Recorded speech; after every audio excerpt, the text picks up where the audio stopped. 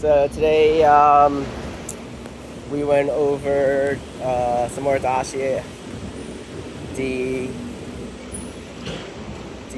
something harai, the foot sweep on the unweighted foot, the ashi harai maybe. Then we did some back control, side control, far side arm submissions, so Americana arm lock and Kimura, and then if they're resisting, you can't get the arm down, how to, I don't know, open their arm up by putting a little pressure above their elbow. And then we finished with like a step over arm bar. Yeah, so that was in the class. And then with Tim, I did a private with Tim where we worked on 3 different things. Excuse me. One was guard retention if they are doing like an outside pass. So how to do like a better knee shield, and that is how to do a better knee shield. And then we worked on crucifix, where we if they have their arms together, how to break them open. And then if you have the lower leg crucifix, if you can't get a roll, like an alternate roll.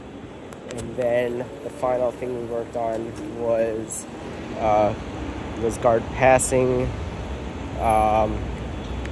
So if they pull guard, we specifically sort of worked out of De La Riva, but just generally when you are passing, like your stance, your grips, your sort of setup to get into guard passing, working on that specifically. Yeah, so that's all the things we covered. So I'm just gonna call it Dashi Harai. It could be the wrong name. Last time we worked on it going front and back, like forwards and backwards. This time we did it going from side to side, going from one side. So regular grip, so left hand has an elbow grip, right hand has a lapel. You want to pull a little to get them off balance or to square their feet up. Then you want to do a steering wheel motion to the left, so that puts their weight onto their right foot, so to your left side.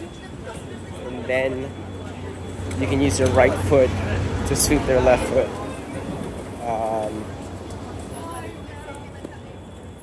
Yeah, I think that's the only thing we did. That's the only approach we did, I'm pretty sure. So that was that. And then we did, on the ground, we did variations on side control, attacking the far arm. So setup is side control, then, so let's say the opponent's head is to our left. So you get your right arm.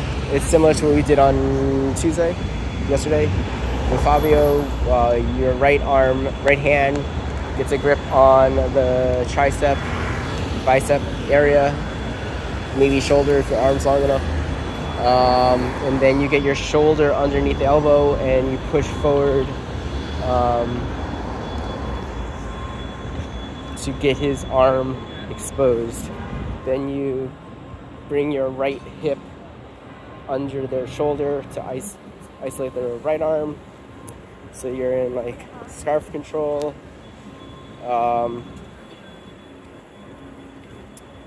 And then, okay, so now you have a pretty good pin on them. Let's see. Okay, so Americana, we did this yesterday with Fabio. So your left hand comes above the head, and then you can either use your left arm or your right arm to push his left arm down. Then your right arm goes under his bicep, your left hand gets his wrist, and then your right hand gets a grip on your left wrist. You can use you should use your elbow to keep his arm away from his head, your left elbow, and then you bring his elbow toward his hips, and then you can raise the elbow to complete the Americana. So his response will probably be to straighten his arm. So in that case, you bring your weight more across the body, and then you get your left arm under his elbow, so both underneath and lower, so between his elbow and his shoulder, and then you grip your bicep, your right bicep with your left arm, and then you push down with your right hand on his forearm. So you are hyperextending his elbow. So the left wrist is like the pivot point, and then your right hand is pushing down on the wrist to create leverage to hyperextend the elbow that way. Then finally, if he manages to get his arm all the way down, so if you think of his arm as either being perpendicularly up, so like he's raising his hand, or that would be the Americana. If it's straight out, it's the arm bar I just described, and then if it's faced perpendicularly down, so all of these, like your humerus is sort of sticking straight out from your body, and then your radial ulnar is either vertical sideways or vertically down. So third case is you manage to get to the down position. So at this point you go for the Kimura. So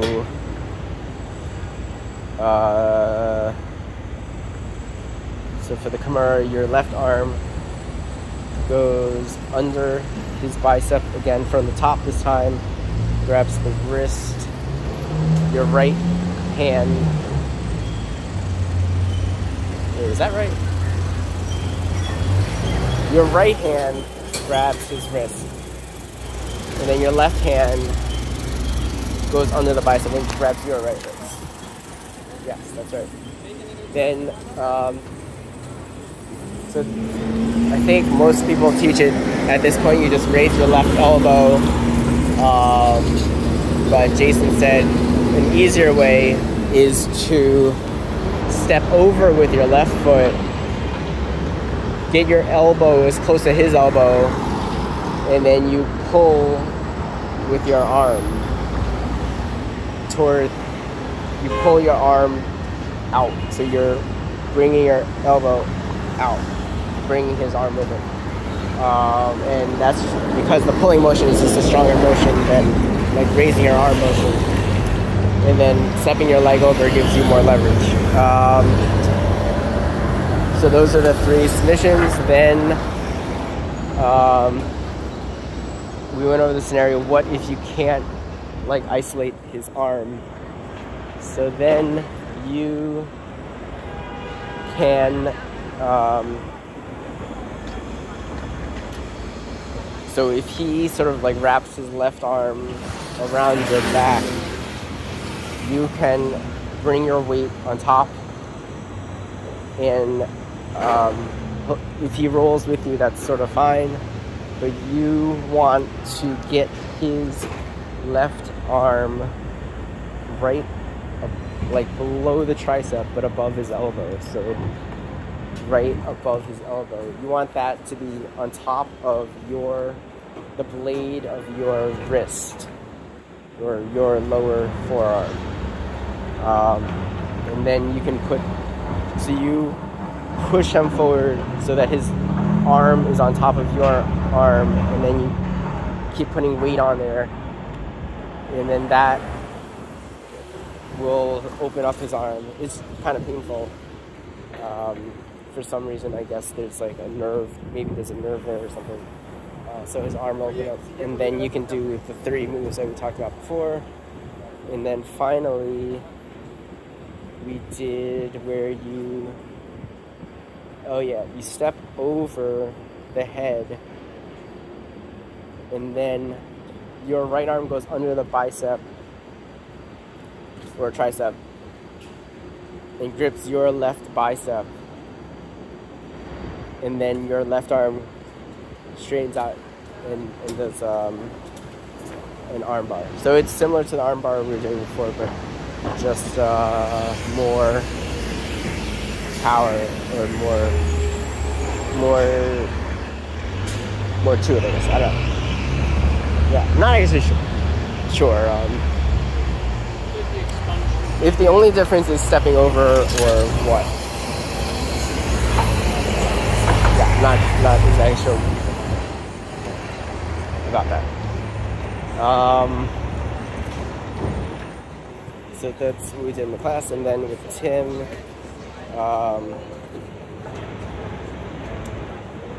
so first one was like guard retention, like a knee shield. So if you're using a left leg to knee shield, then your left hand should be up, and you should have 4 fingers in the collar, and then your forearm runs the length of his collarbone, and then you want to have like a knee-elbow connection with your knee shield. Your knee shield should also be lined up with your shoulder. And then your right hand should have a wrist grip on his left hand, the sleeve grip on his left hand, and you want to be shoving his hand down toward his groin. So it's not good enough just to have control of the wrist, because if he can post his left arm out, he can do like an outside pass. But if you're keeping his left hand inside of him, then he can't pass to the outside, because he has no posting power there. So if he tries to pass to the outside, he won't be able to swing all the way out, and it'll like force him to come inside of it, or it won't be as effective. And then you want to either then you can bring your right foot in, so that he's resting on your shin. So he's resting on your shin, and then you can bring your right foot in to like a keymaster position. So your right knee is on the ground, and then your ankle is hooking from the front, is hooking his quad. And then at that point, you can do the sweeps that we learned from Keymaster, or you can do that, right? And then what they might do in response is they might just kind of stand up or step back, or reevaluate, whatever. If they, for some reason, give you some space, then you can reset into De La Riva or Spider or whatever. So you are kind of confusing them.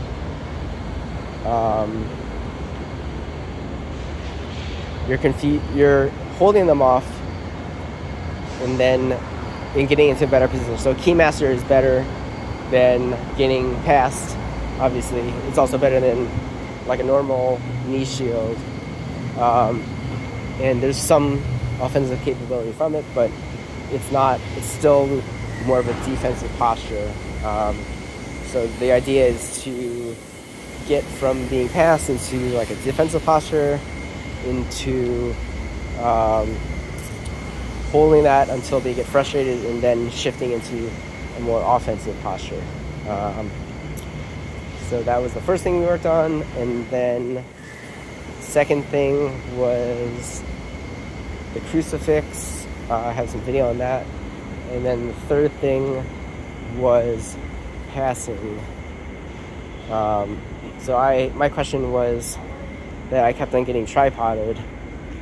So, and this is actually something that Professor Jim's really good at, is that he's not like, oh, you're getting tripoded. So the defense to a tripod would be to, like, you know, remove his foot from your hip, right? Instead, he's more like, you are getting tripoded because you are susceptible to being tripoded. And you're susceptible to tripoded because your stance isn't correct. So my stance is that, like, my legs are kind of upright and then I'm bending over, and then that's like basically asking the other person to tripod me. So he wants my base to be wider, and then it needs to be pinched in, so it's more like a pyramid structure. So it's a lot harder to be tripoded. And then not only that, to have better knee-elbow connection and have specific grips that prevent the opponent from advancing, and then, you know, from then I would be able to pass. So then we went into, like, my options from this position and what I should do. So how he approaches it is more like, he's never really defensive. Like, if the opponent's doing this, then you should do that to respond. It's more like, the opponent's doing this because you're doing this wrong. When you fix it, not only will he not be able to do this, but you will be able to do this instead. It's more like a dynamic, it gives me more of a dynamic understanding of how things fit together, rather than like a one-off solution.